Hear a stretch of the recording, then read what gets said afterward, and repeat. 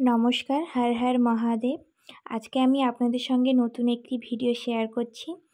তো আজকে আমি আপনাদের সঙ্গে আলোচনা করব যে শ্রাবণ মাসে কেন মেয়েরা সবুজ জিনিস ধারণ করে থাকে, বা শ্রাবণ মাসে সবুজ জিনিস না ধারণ করলে কি হতে পারে। এই ভিডিওর মাধ্যমে আমি আপনাদের সঙ্গে আলোচনা করব। এই ভিডিওটা সম্পূর্ণ আমার নিজস্ব মতামত থেকে আমি বানিয়েছি। আমি যেটুকু জানি সেইটুকু দিয়েই ভিডিওটা করার চেষ্টা করেছি। আপনারা যারা জেনে থাকেন, এই ভিডিওটা আপনাদের জন্য নয়।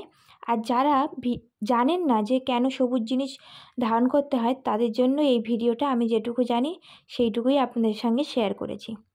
তো শ্রাবণ মাস হলো দেবাদিদেব মহাদেবের উদ্দেশ্যে উৎসর্গকৃত মাস। এই মাসে সাধারণত মেয়েরা সবুজ জিনিস পরে থাকে, কারণ এই শ্রাবণ মাস হলো মহাদেবের জন্ম মাস। আর আমাদের মহাদেবের প্রকৃতি খুব পছন্দের, এই জন্য প্রকৃতির রং কিন্তু সবুজ, আর আমাদের মহাদেবের সবুজ রং কিন্তু অত্যন্ত প্রিয়।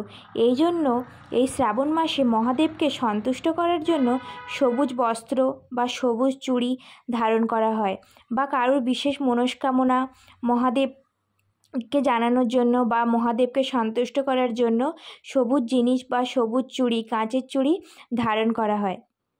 আমি এইটুকুই জানতাম, এইটুকুই আপনাদের সঙ্গে শেয়ার করেছি। আর আমি এটা জানি যে মহাদেবের সবুজ রং অত্যন্ত প্রিয়, এই জন্য শ্রাবণ মাসের ব্রত করলে সবুজ জিনিস অবশ্যই ধারণ করা উচিত। ভিডিওটা এই পর্যন্তই।